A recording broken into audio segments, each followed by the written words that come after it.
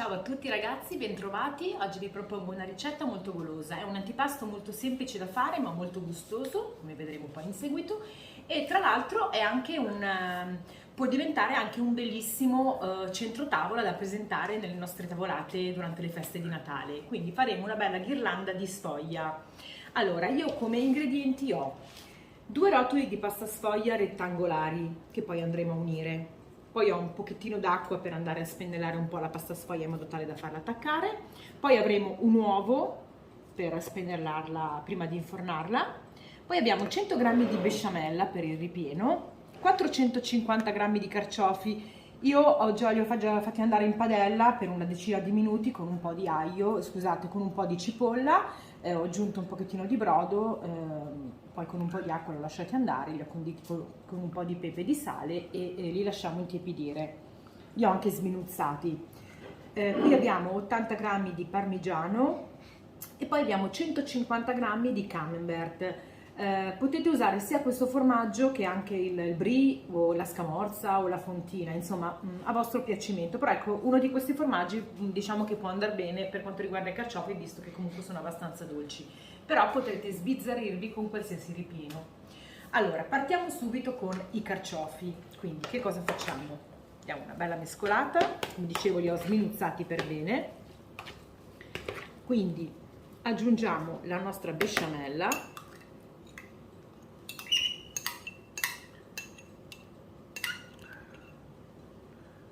Come vi dicevo, questi sono sempre delle scelte abbastanza personalizzate. Se preferite altri ripieni, che so, speck, zucchine, scamorza o con altro affettato, non so, prosciutto, mozzarella, insomma, potete fare voi.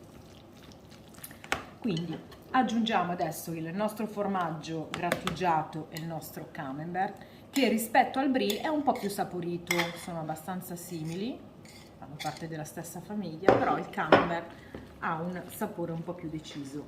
Quindi continuiamo a mescolare per bene tutti gli ingredienti.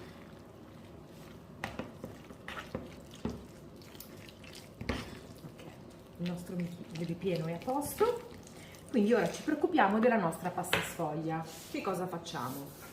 Allora, innanzitutto le uniamo, quindi solleviamo un pochettino questa, anzi,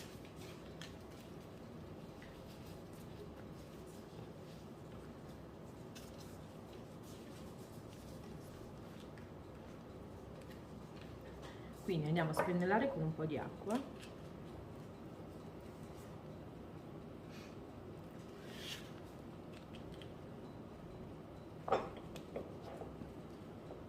Potete semplicemente unirle, però preferisco sollevarla un po' in modo tale da attaccarla per bene.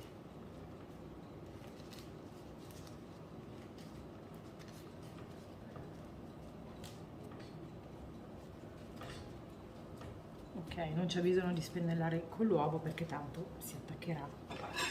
Quindi prendiamo una rotella, io mi sono già fatta delle piccole suddivisioni, la andrò a dividere in 3 parti, quindi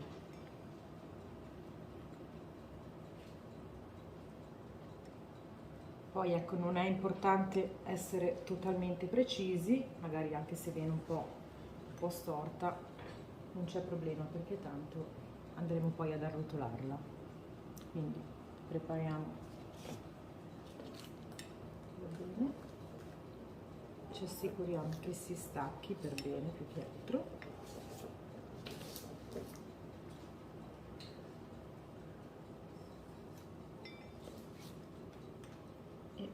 Continuiamo anche per gli altri.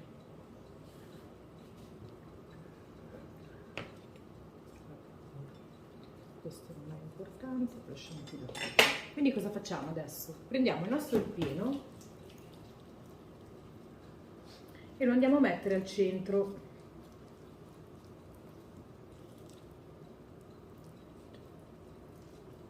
Quindi proseguiamo in tutta la nostra striscia.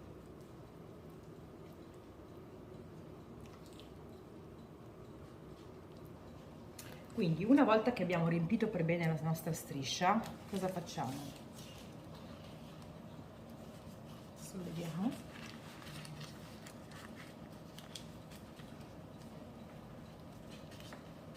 Tiriamo così.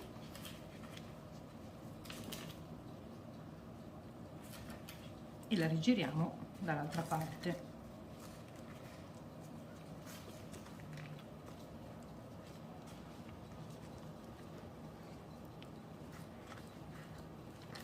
Può sembrare difficile, ma in realtà non lo è, anche perché la pasta sfoglia è abbastanza maneggevole.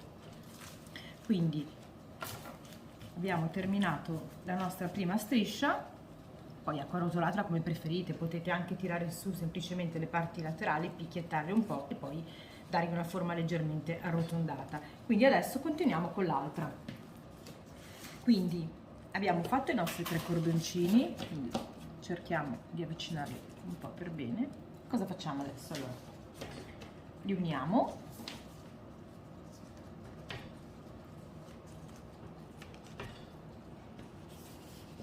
dopodiché prendiamo il primo cordoncino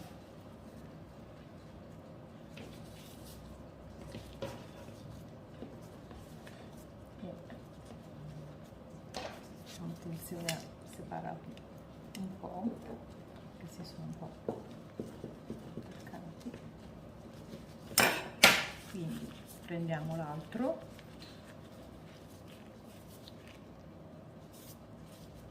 procediamo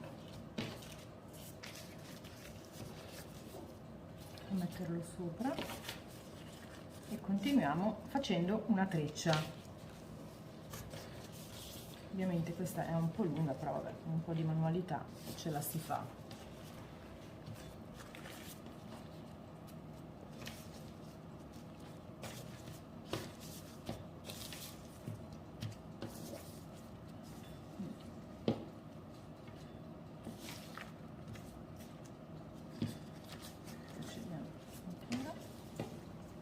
Continuiamo a fare la nostra treccia.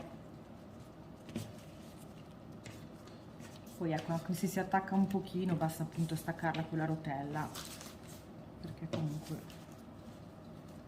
dicevo, la sfoglia poi basta compattarla per bene, dopodiché ritorna nel suo stato. Ok, quindi continuiamo con la nostra treccia.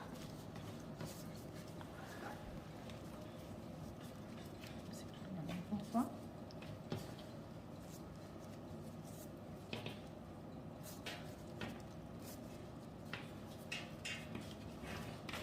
Continuiamo così. Quindi la nostra treccia è pronta. Qui magari la chiudiamo un po' per bene. E ora cosa facciamo? Andiamo a girare, spostiamo un po' magari,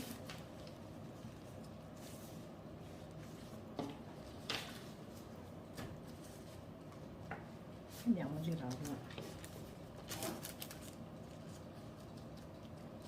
Quindi in questo modo qua abbiamo formato la nostra ghirlanda, che adesso andiamo a trasferire sulla nostra teglia.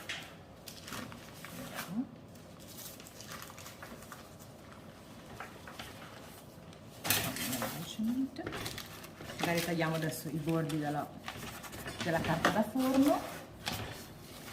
Quindi la nostra ghirlanda è sistemata, la andiamo a spennellare con l'uovo in modo tale da dare un bel colore dorato, e se preferite qui sopra potete magari inserire dei pomodori, magari nelle varie fessurine, schiacciando un po', magari dei pomodori a metà, e perché no, potete anche mettere magari dei semi di sesamo o dei semi di papavero una volta spennellata con l'uovo. Io la lascerò così, però fate come preferite voi. E adesso lo andiamo a mettere nel forno.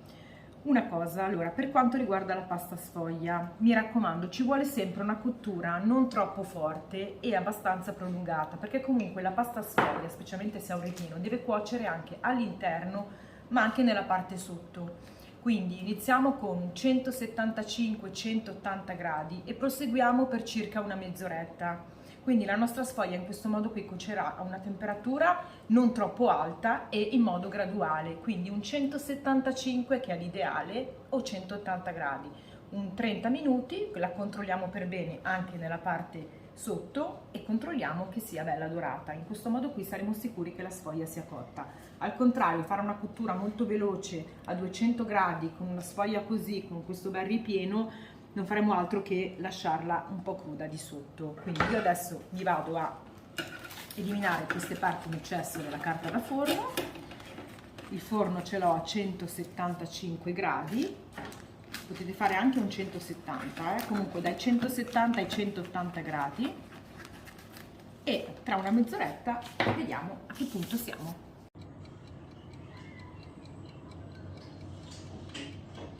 Eccoci, abbiamo cotto la nostra sfoglia, io l'ho cotta per circa un 40 minuti, sempre a 180 gradi, anzi ho iniziato con 175 gradi e poi l'ultimo quarto d'ora ho alzato un po' la temperatura, quindi questo è il nostro risultato, questa è la nostra ghirlanda. Io all'interno ho messo un po' di salumi, ecco, potete tranquillamente presentare appunto un bel centro tavola, quindi con questa nostra ghirlanda, magari dell'affettato, in modo tale che ognuno possa prendere una fetta di sfoglia e magari prendere anche altro antipasto. Quindi provate a rifarla magari, perché è abbastanza semplice, però è anche una presentazione anche d'effetto. È anche molto buona, tra l'altro c'è un bel profumino, e quindi, che dire, provate a rifarla, magari fatemi sapere nei commenti se l'avete fatta e se vi è piaciuta, e lasciatemi un like e iscrivetevi al canale. Ciao a tutti!